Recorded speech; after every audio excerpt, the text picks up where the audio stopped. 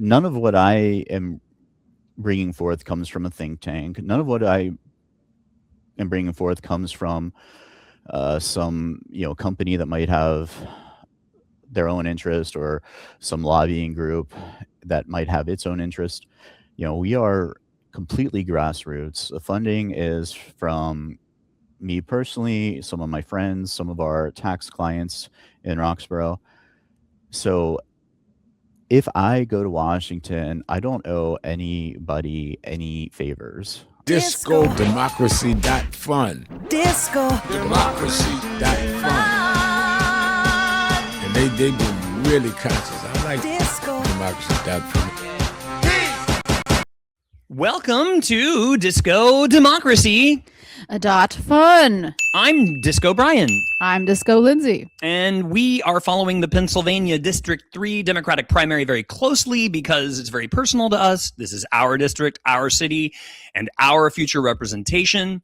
Sean Griffith joins us today, who's an insurgent candidate that has been fighting to get on the ballot, and he is now on the ballot. After a long struggle, which we'll hear about. We were pleasantly surprised by his humor and intelligence, especially his inspirations for the economic path like Keynesianism.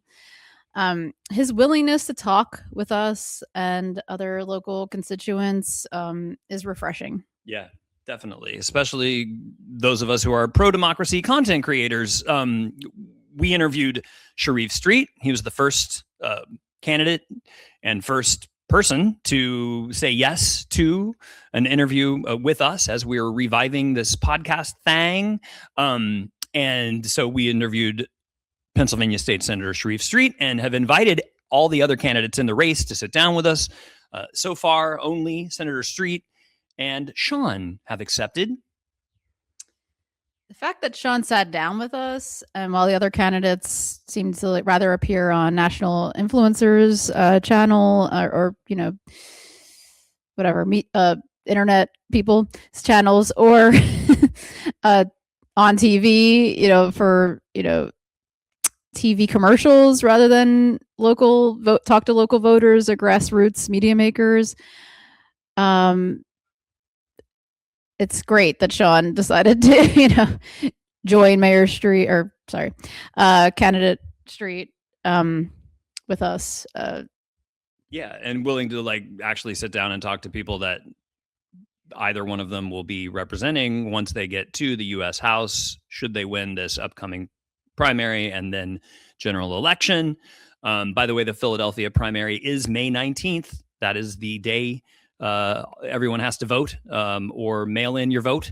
So keep that in mind, because democracy, it's not just about endorsements or polls or money or popularity contests with social media content clout catchers. It's about who is willing to show up and listen and answer difficult questions and be accountable. Right. To real people who are trying to make democracy happen and make it fun and accessible and sexy for for constituents. I hope we're doing. Hopefully. Very sexy. Yeah. Very sexy. We're so hot. Both Sharif Street and Sean Griffith are living, exemplifying democratic values in that way. Absolutely. So here is our conversation with Sean Griffith. Welcome to DiscoDemocracy.fun, a podcast where we're fusing democracy and fun, because we're trying to remind anyone who sees our content that those two concepts are kind of symbiotic. Without democracy, there's no fun, vice versa. And maybe in this time, it might be also a good reminder that autocracy is not fun. That's cool, yeah. I think there are some real-time examples of that, like China, Russia, Iran. You want to throw any out Minneapolis. there? Right. A little closer to home. America. Yeah. What they're trying to do to us, so we're trying to save it, and I think that's why we're talking to you, because you're wanting to help in that effect and effort. Yeah. Thank you for joining us. We are in we are in the 3rd District of Pennsylvania, tiny little but very dense 3rd District representing Philadelphia. And we have been following this race pretty much since, I don't know, December, January, the race that we live in. And you are, to us, new, but you've been fighting this fight. You've been trying to get attention with what was a very crowded field, but it's been slowly whittled down, and now you have kind of come up as the least melanin blessed candidate like us. What were those obstacles for your running in this race? So yeah, thank you for inviting me, and I will kind of lay out the past 3.5 months in quick order. I had worked for the Commonwealth of Pennsylvania for 15 of the past 20 years. I had resigned my position as a civil servant only a few months ago in December. Whenever I worked for the state, I was not even permitted to do anything political, much less run for office. However, over the past couple of years, I had increasing concerns about the wealth gap, the affordability concerns, the effects of global warming. And then specifically in the past 1.5 years, since Trump returned to office, I had become very concerned about the infringements on our civil liberties as Americans, but particularly those of minorities, particularly those of immigrants.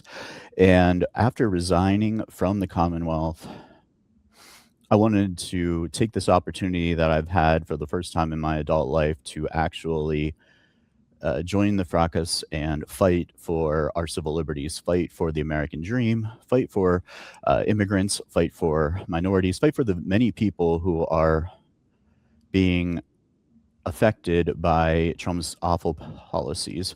So that is what prompted me. And then that was only, I actually made my decision along with, my wife and a handful of friends who were going to support me on January 5th.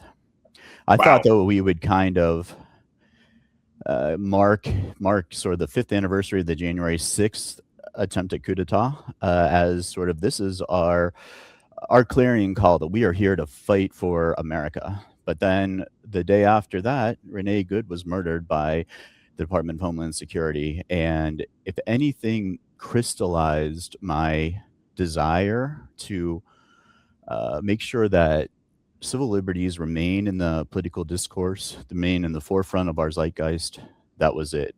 Because now there was a human face to what I had seen as an ever-growing threat from an autocratic executive branch. And so that was just roughly 3.5 months ago. I knew that it was going to be difficult. I knew I was going to have to do most of the signature drive on my own.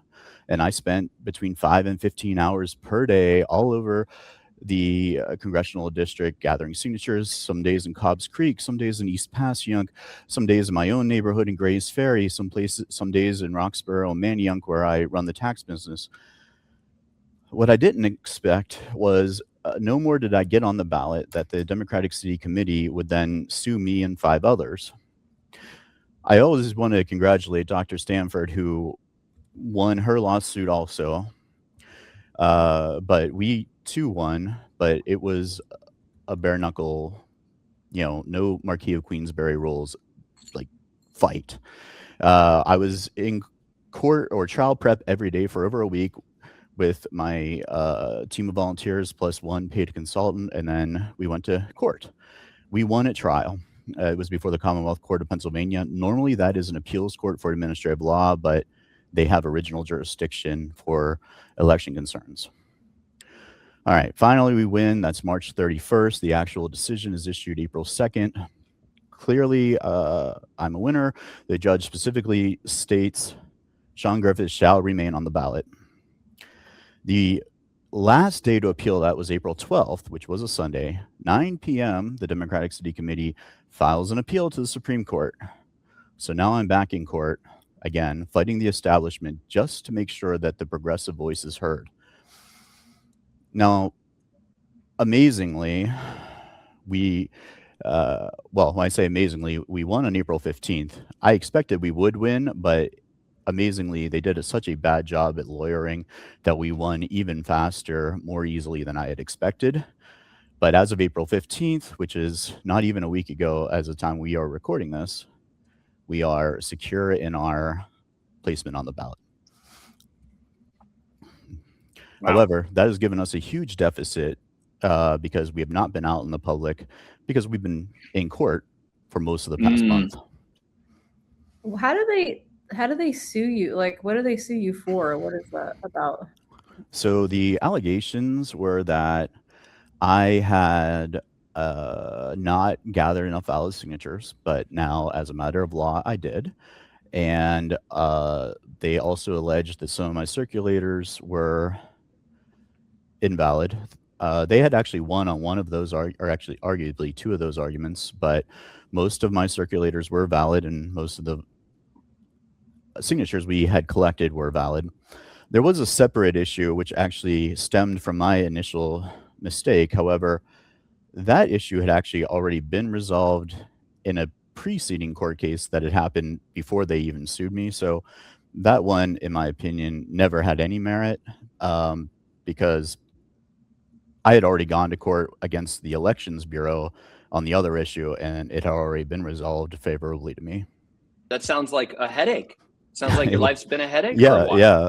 It has been very difficult. Also, because I work in tax, I have been not able to finish a lot of the work, and a lot of my customers, my clients, are upset with me because I was not able to finish their work on time. And I don't blame them for being upset, but it also means if I don't win this election, I'm going to be very financially strapped for a long time to make up for the fact that not only have I not earned what I normally would have earned during tax season, I probably lost several clients, meaning the Democratic City Committee has managed to not just affect my chances of success in this election, but they've actually affected my personal ability to make ends meet probably for the next several years, certainly this year.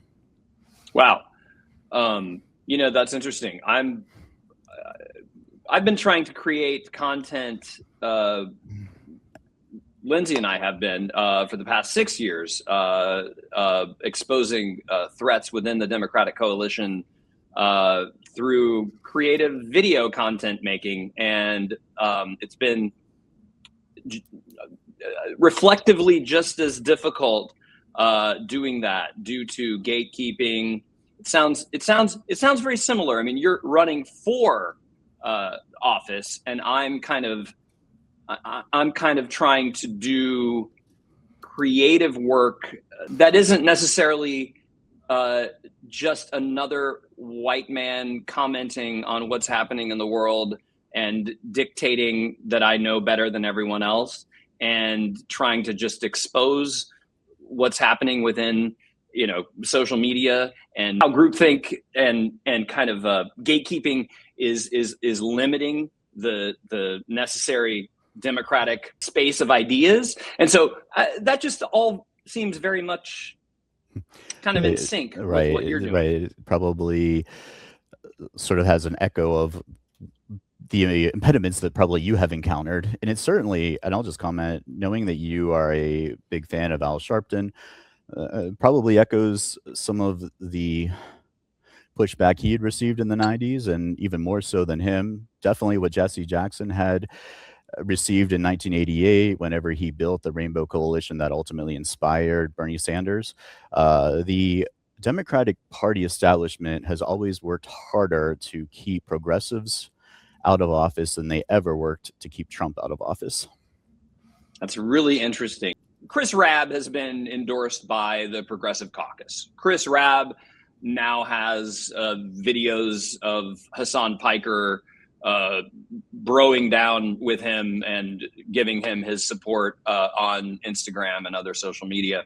And I want to say, to your credit, yours and Senator Street's credit, I'm a constituent. You would be representing me, and Hassan Piker is out in LA, right?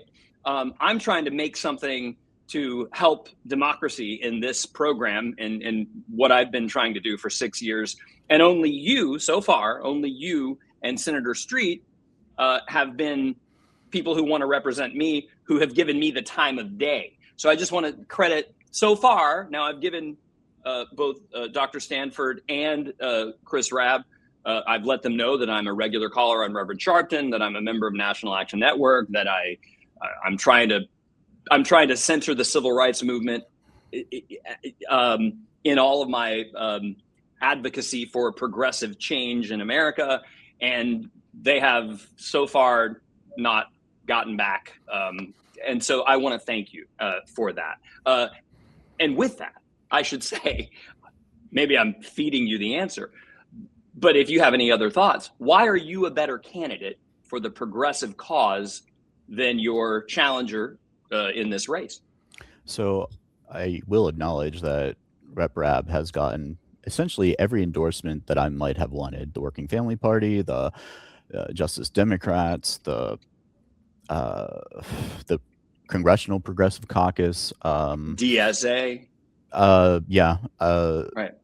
And that one is actually very weird because in the 1990s, whenever I was a student at Loyola Chicago, I worked with the DSA to go out and protest sweatshops.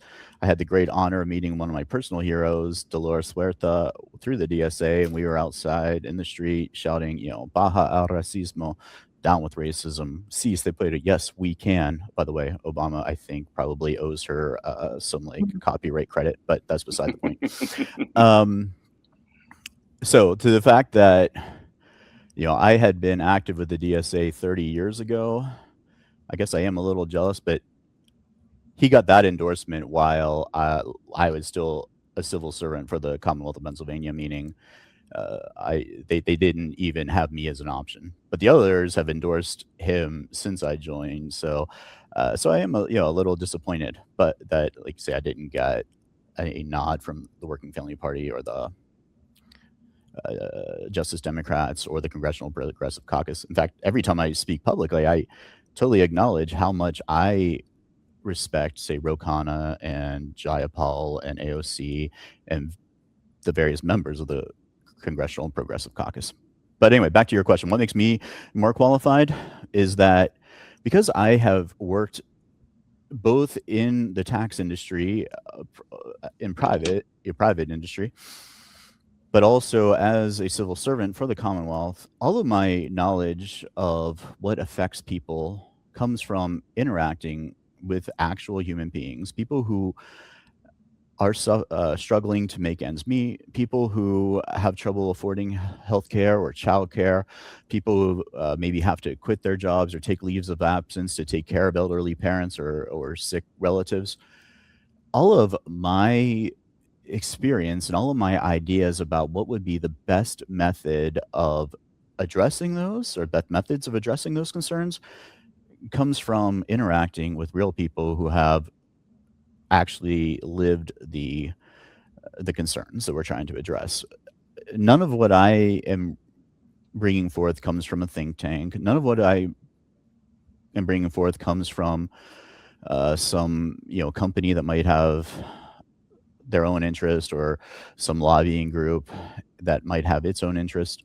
We are completely grassroots. The funding is from me personally, some of my friends, some of our tax clients in Roxborough. So if I go to Washington, I don't owe anybody any favors. I only owe the people of Philadelphia who elect me to go there. And of course, I would serve them. And that, I think, is what makes me unique in this race. I am not at all a politician. I never intended on working in politics. I'll give you a funny anecdote that will demonstrate how disinterested I was. When I was in law school in San Francisco and I volunteered at the public defender's office, in California, you're allowed to argue motions in criminal court if you have taken both criminal procedure and evidence. So I was allowed to argue in motions court even though I was not an attorney. I had 2 cases against a person who was at the time a new ADA, moved from Alameda County to San Francisco County. You probably have heard of her. Her name is Kamala Harris.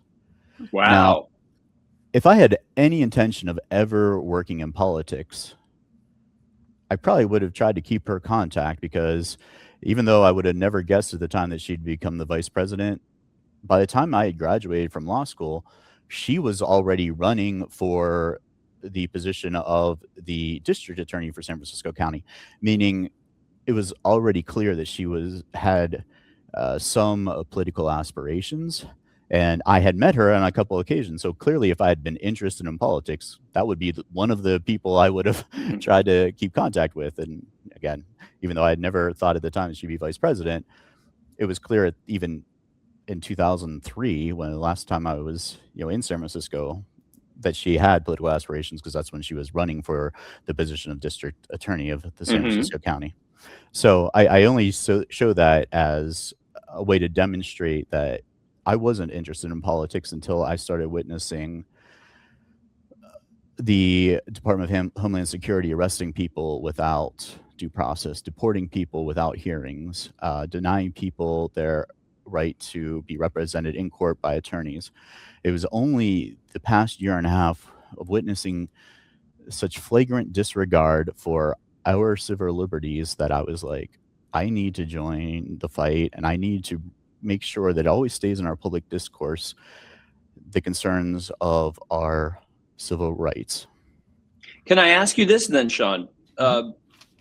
2020, George Floyd, that was a crackdown similar to the one with Renee Good. So at that time, did you have the same? Did you feel the same urgency to ensure that that justice would be served in that case? Because we had the repeat thing happen in Minneapolis. Only with Renee Good, it was she looked like us. Correct. And what are your thoughts on that? So Chauvin was an actual police officer. So we're talking about a local authority acting horribly. Right. We're not talking about the federal government. However, to the extent that I was concerned about just the Trump administration in 2020, because there certainly were concerns, 6 years ago also, I was in a weird position where it was actually the first time I'd ever thought about running. I'd even talked to some people in my church, like, hey, I'm thinking about running. But then COVID happened. My wife, who works primarily as a Chinese interpreter, she lost nearly all of her work because she wasn't going to court. She wasn't going to hospitals anymore to interpret. And contemporaneously, I had received an offer to return to the position that I had resigned from with the Commonwealth in 2015. And given the insecurity of everything, my wife not having much work at the time, I thought the most prudent thing would be for me to go back to work in civil service, which I ended up doing for from March 2020 all the way until December of 2025. So I can't say that I wasn't concerned and not thinking about it. That was probably the first time I thought about it. But given the unique stresses of COVID, the unique challenges that my wife and I were facing at the time, it seemed the most prudent course of action was to go back to work as a civil servant, which I then proceeded to do for the remainder of 2020 up through nearly all of 2025. And so to that point, I was by the time that we had the widespread marches for Black Lives Matter, which I completely sympathized with and supported, but I was already working as a civil servant before the summer of 2025. It looks like you are gesturing. Now Brian is doing the Verizon commercials. Can you hear me now? Come in here.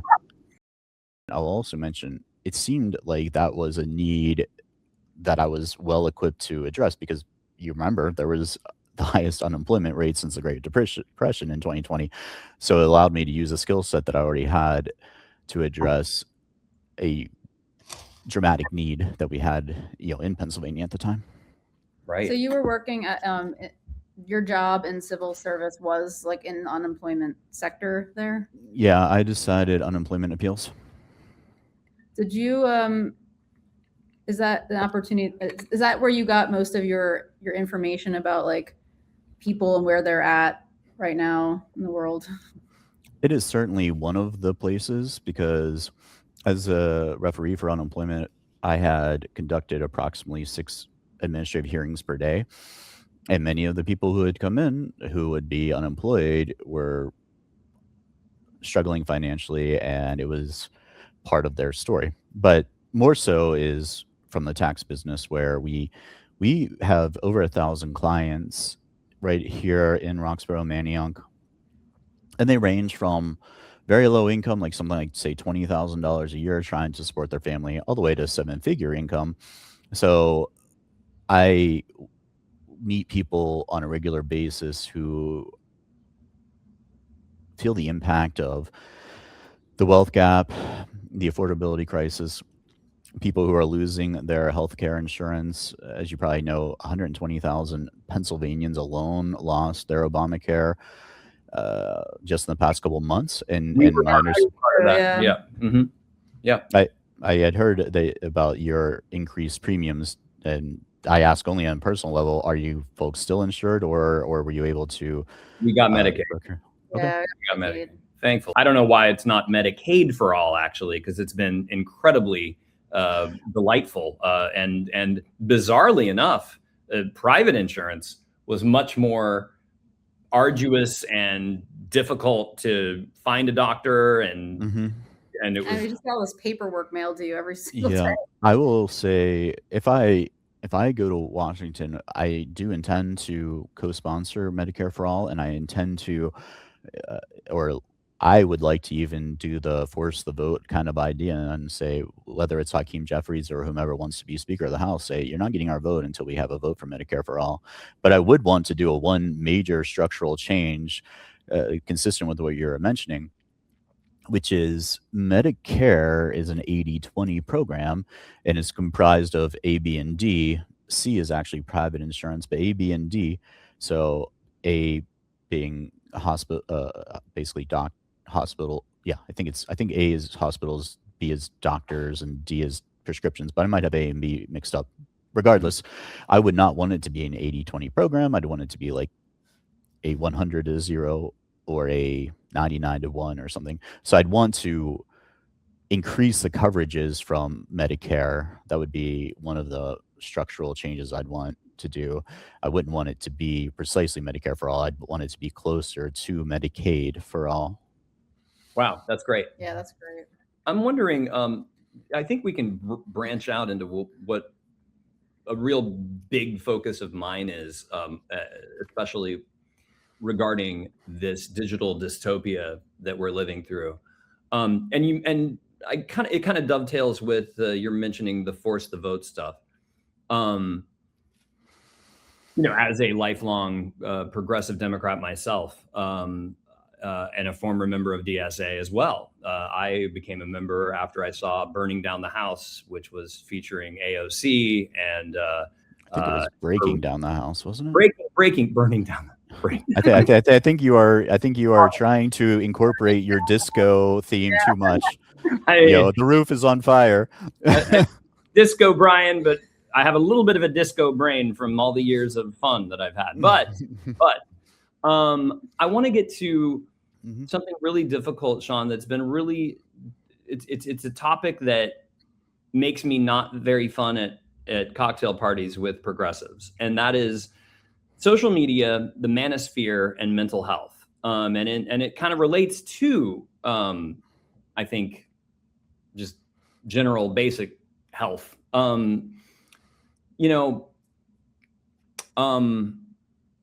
Like I said, your challenger, your opponent, what do you call it? Your adversary? Let's just say the other guy running, or the other people running.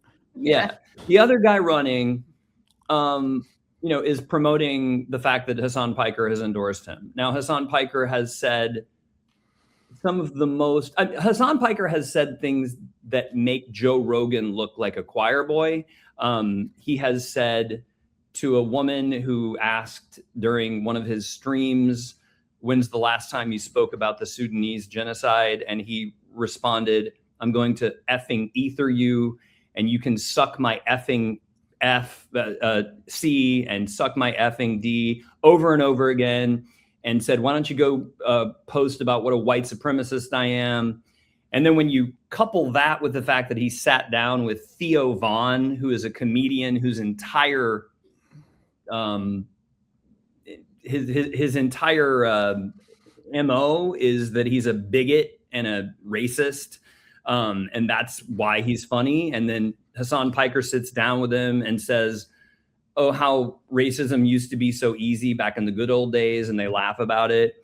You know, it makes me, it breaks my heart, right? Because Hassan Piker to me is and to many other people, I would say, of conscience, including Reverend Sharpton, is the equivalent of a Nick Fuentes type who, you know, clickbait farms outrage and hate and then when anyone criticizes him, he says, "Oh, you're taking me out of context." Shaun, you and I are probably similar age. I'm 51. You? I am 48.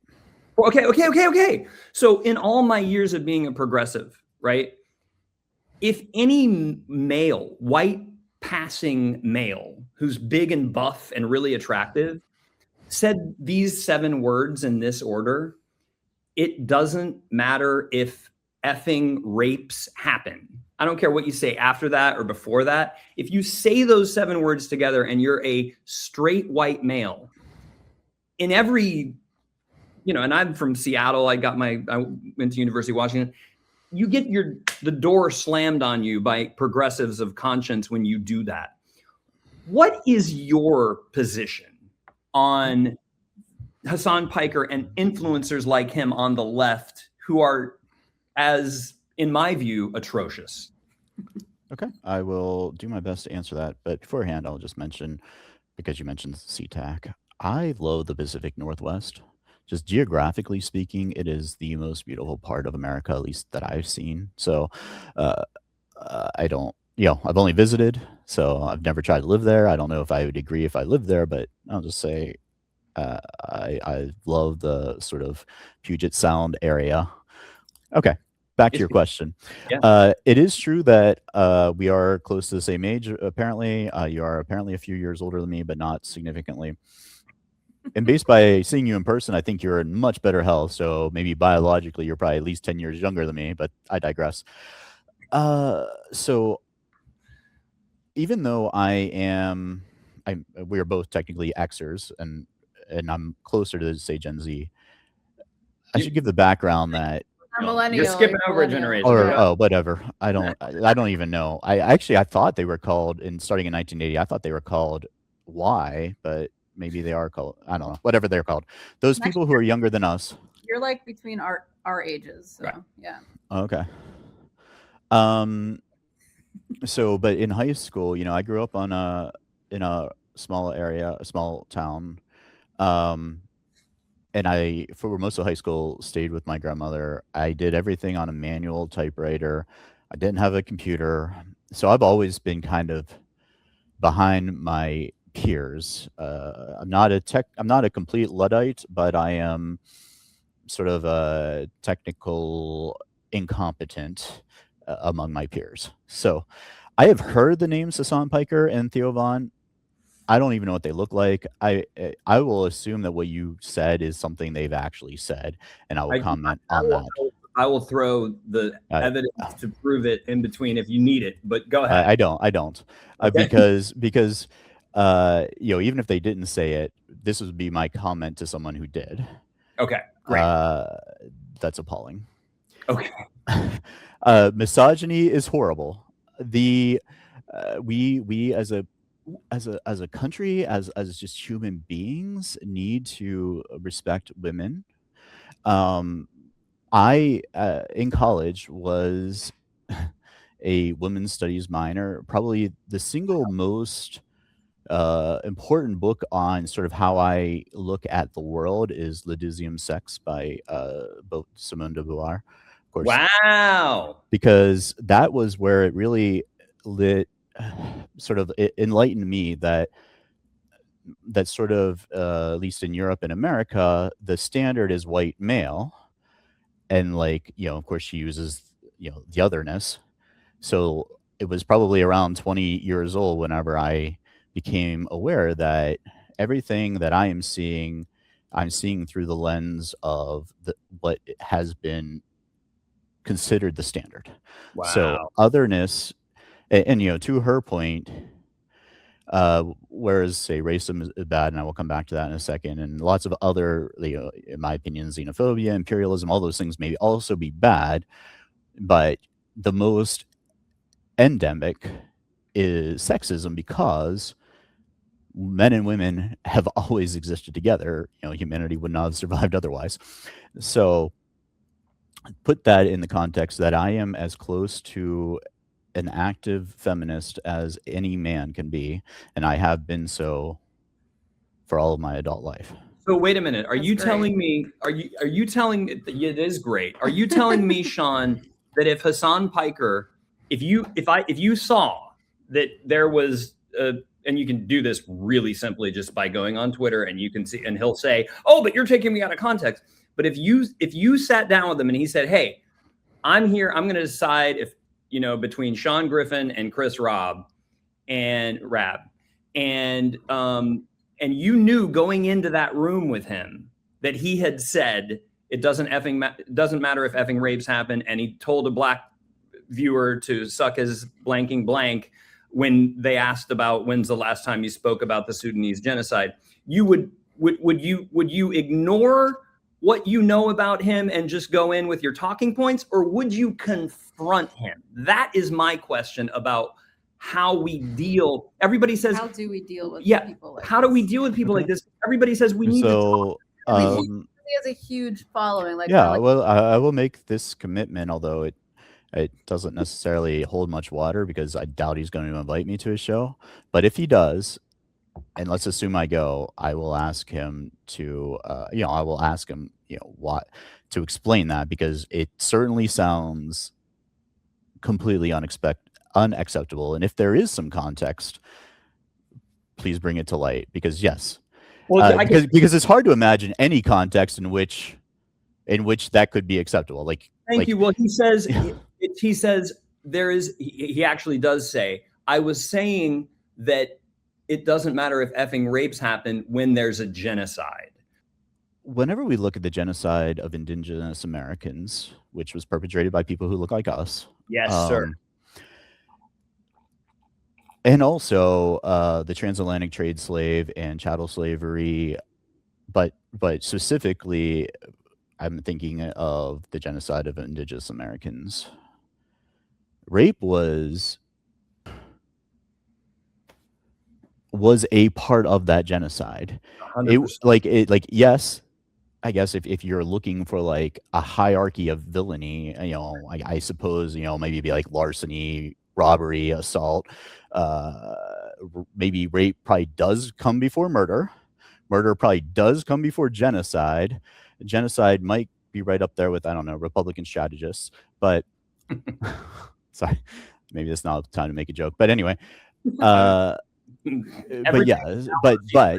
throughout history, whether we were talking about Alexander the Great, whether we were talking about Kublai Khan and Genghis Khan, whether we are talking about Pizarro in Latin America, or the conquistadores in Central America, rape has always been a part of genocide. And I don't know. I mean, it's like so yeah, it is all very bad and all condemnable. And and to the extent about racism is America's you'll hear people say original sin, and that is the metaphor that I use, because it is racism that allowed people like me to kill and rape and enslave and forcibly remove nearly everyone who already lived in what is now North and South America. It is racism that allowed people, primarily who looked like me, to kidnap people in Africa and import them against their will to the Caribbean islands, to Latin America, and to America. And it is racism that allowed us to form a government that count black men as only 3/5 of men, not count women at all, and not count indigenous Americans at all. That is all racism and misogyny, and those are the great sort of social problems that persist in America. I am an economic liberal. I do think that to the extent that the government can improve our lives, it is through economic means. I would love that if we could legislate out racism. I acknowledge, though, I don't believe it can, because if we think about the 13th, 14th, and 15th Amendments, which essentially to the U.S. Constitution, which did largely legislate out racism, that was only doable because of the Union's victory in the Civil War. So I do believe that, tactically speaking, any improvements that we can make on equality need to be primarily economic, but America's main problem has always been racism, and the world's main problem has always been sexism. Do you have like a favorite public figure or activist or politician through time that you? I can't overlook, say, Hamilton, not just because the musical's awesome, but he's probably the greatest economist the world over. Whether you're a Keynesian like me or you're Keynesian! Wow. Yes. I am the only left side economist I've ever met. But podcast about Keynesianism, you got to watch it from a little while ago. Listen to it. Sorry. Okay. And then also, or if even you're like a libertarian Adam Smith fan, like, in my opinion, the greatest economist in at least American history, or probably world history, was Alexander Hamilton. And then again, from American history, I have extraordinary respect and admiration for the abolitionists, whether we're talking John Brown, or we are talking Ulysses Grant, or we are talking Abraham Lincoln, or Harriet Tubman, all of them I have immense respect for. And then skipping to our lifetime, as I mentioned, I have great respect for Jesse Jackson, who understood that the Rainbow Coalition was much like Bernie Sanders, and according to Bernie Sanders, was his inspiration. That understanding the way to use the means of politics to improve everyone's lives in America and to bridge the gap created by racism are largely economic. So I have a lot of respect. In fact, Jesse Jackson, even though I was, say, probably 6th grade or something whenever he was running in the Democratic primary, probably the first time I really paid attention. I can vaguely remember my brother talking about the peanut farmer and the jelly bean man. I was an adult long before I understood he was talking about Carter and Reagan. So, but the first time I probably ever really paid attention was 1988. And then the first time I really ever heard of somebody being popular that I basically agreed with entirely was Senator Sanders in 2016. Can I walk with you there, just down this path? Because I too supported Bernie big time, phone banked, donated money I didn't have to 2016 and 2020 campaigns. And what has broken my heart with Senator Sanders, well, it's too long to list here, but he was standing with, when Reverend Jesse Jackson was lying in Chicago and all presidents and Reverend Sharpton were there to commemorate his legacy, Bernie Sanders was standing beside Graham Plattner taking selfies, the candidate running in Maine with the Nazi chest tattoo. And Reverend Sharpton has made that a very salient point lately about Reverend Sharpton always says progressive for who? He is, and many African Americans who are part of the National Action Network have been frustrated with white people like me who kind of forced Bernie on them and said, well, look, AOC and Ilhan like him, so you need to like him too, which is something I used to do on Twitter. And I wouldn't understand why it angered so many Black women. And, you know, Shaun, everything Bernie says, I love. Like I'm very much an FDR's second Bill of Rights, right? I'm all for all that. I'm an LBJ, FDR, MLK Democrat, right? And it sounds like you are too. But the problem that I have is vast with Bernie as I have looked back and reflected on the fact that Bernie delivered to our political culture Tulsi Gabbard, John Fetterman, and now he's about to make Graham Plattner senator of Maine, a man who has not in any way convincingly explained how he went from being the bigot, racist, sexist pig that he was all over Reddit for his entire adult life to suddenly getting the blessing from Bernie and the magic wand. And now, poof, I'm a progressive and you need to vote for me.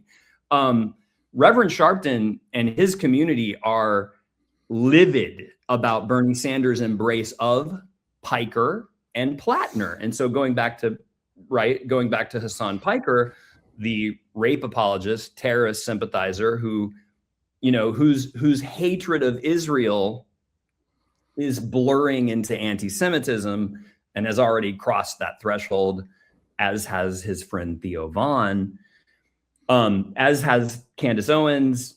And if you haven't seen, Ilhan Omar was on Hassan Piker's show when Reverend Sharpton was having the NAN convention and sat down with him and talked about how we need to wrap our arms around Candace Owens, the neo-Nazi Black lady who wore the White Lives Matter t-shirt with Kanye, and Marjorie Taylor Greene, just because they've woken up about Trump.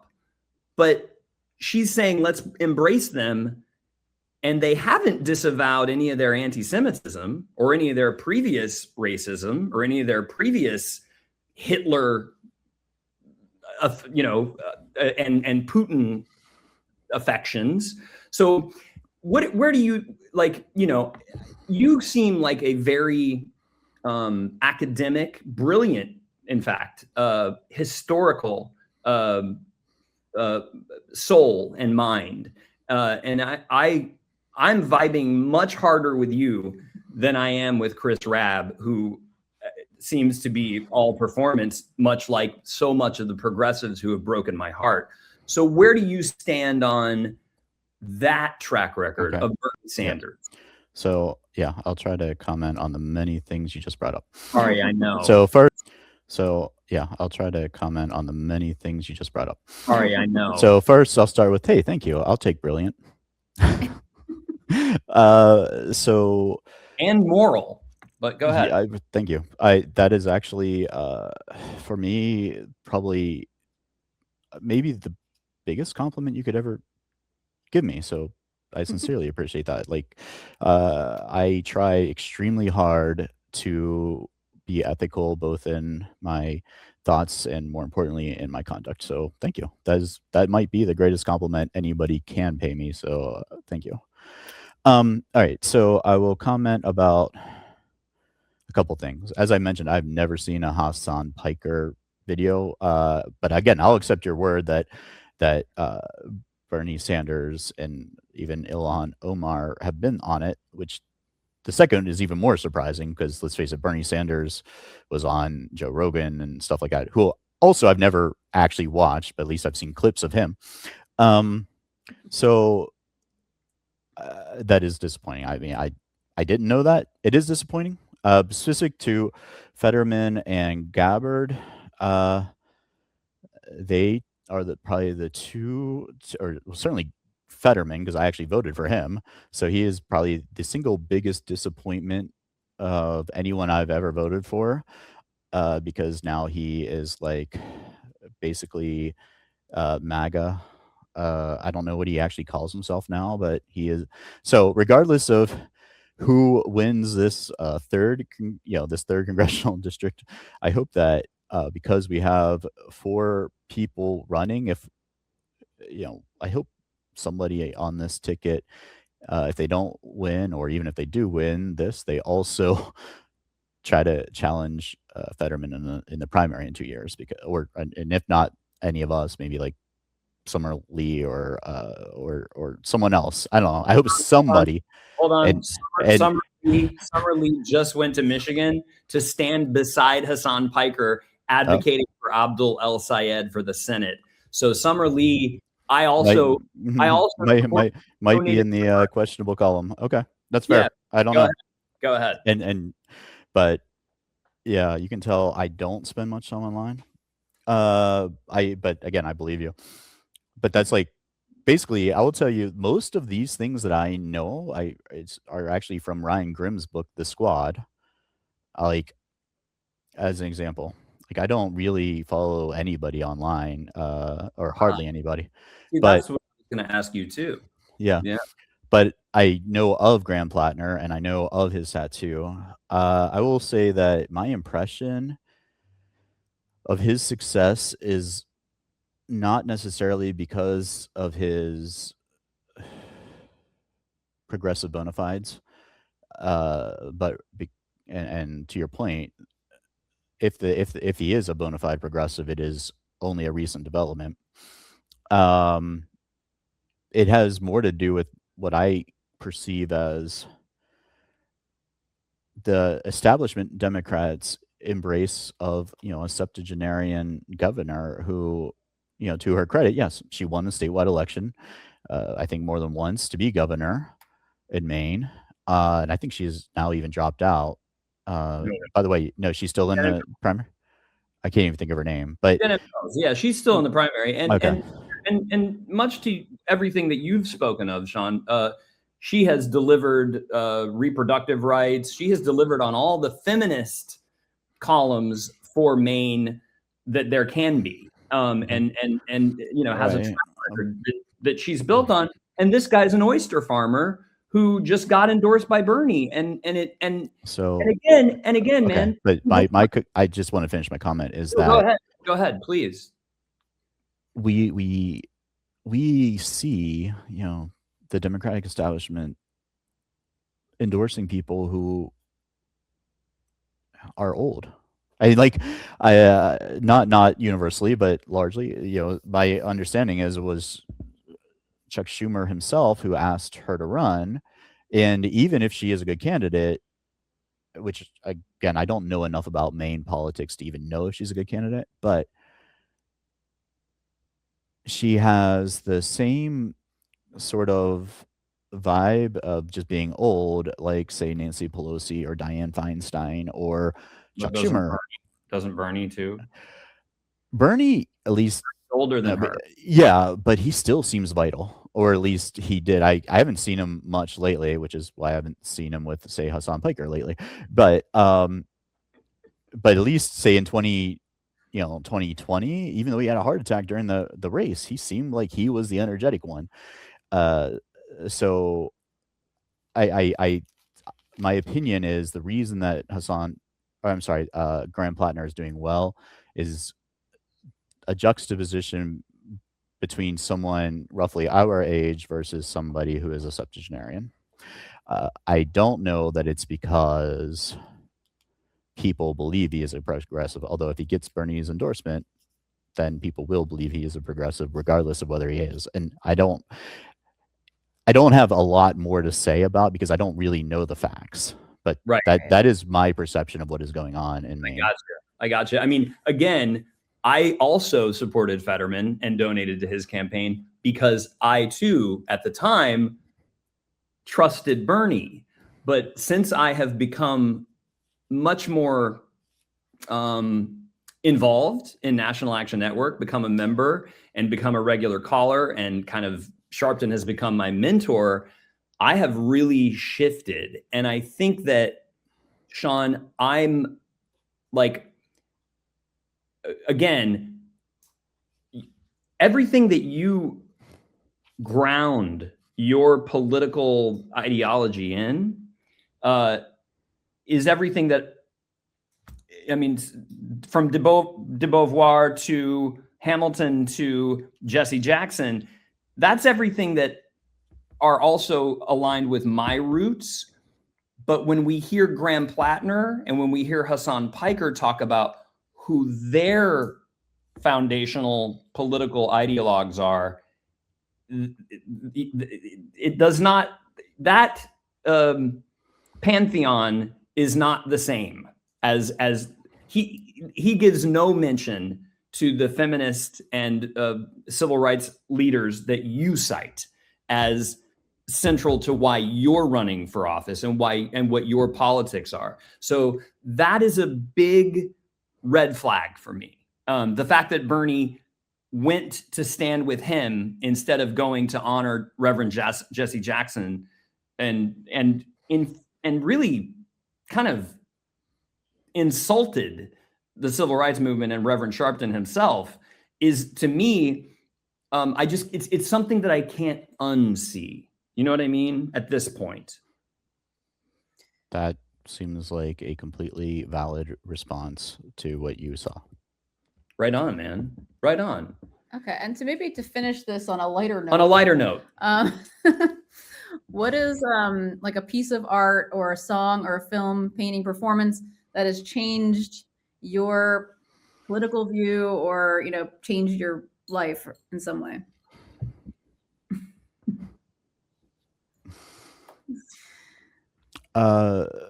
Okay, so my sort of political ethos is encapsulated in the battle hymn of the Republic. As Christ died to make men holy, let us live to make men free. But if you want something more fun and sort of more in tune with prior comments, we'll quote Hamilton. I am not throwing away my shot. Oh, that's good, man. That's good. That wow. All right. Right.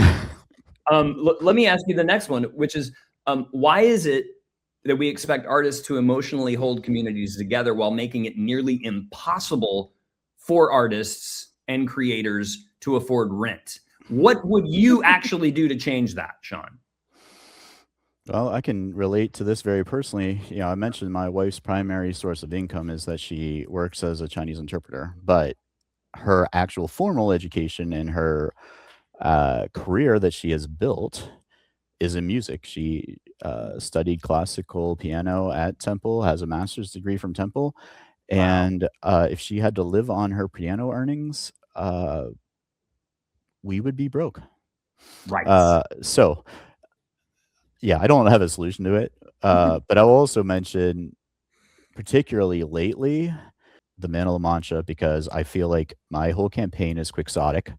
It is idealistic, but not necessarily grounded. Some days I feel like I am just tilting at windmills.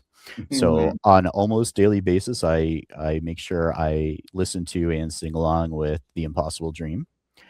But also, because it's way more fun, and because my car is 21 years old and has both a tape deck and a CD changer, but no Bluetooth.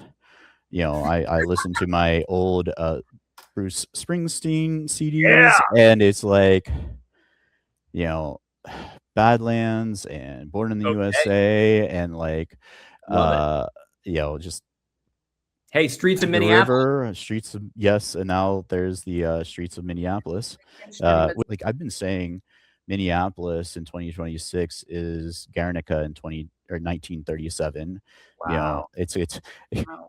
to sort of misquote Marx here. History repeats itself, first as tragedy and later as farce. You know, the streets of Minneapolis used to be called, you know, the streets of Philadelphia by Springsteen. So it is apropos either way. I So you love like it. the painting by Picasso? Is that what you're trying to say? I will say, I don't, you know, I don't like the Blue Period. I don't like Cubism. I don't like Picasso, but I love the statement that he made in Guernica. Okay, let's do a quick lightning round. Living billionaires. You have to pick one. Ready? Living billionaires. Taylor Swift or Elon Musk? I would guess I'd have to go with Taylor Swift because That's I the have correct like answer. no respect for the other one. Okay, dead murderers. John Brown or John Wilkes Booth?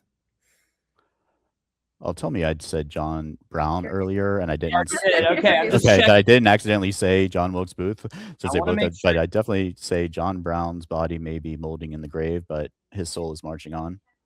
Amen, brother. Living Hawaiians. Barack Obama or Tulsi Gabbard? Oh, I thought you were gonna say that guy who plays the ukulele who like sings over the rainbow. He's dead. Yeah, I okay. said living. Okay. Barack Obama. Okay, dead pedophiles. Charlie Chaplin or Jeffrey Epstein? Oh my God.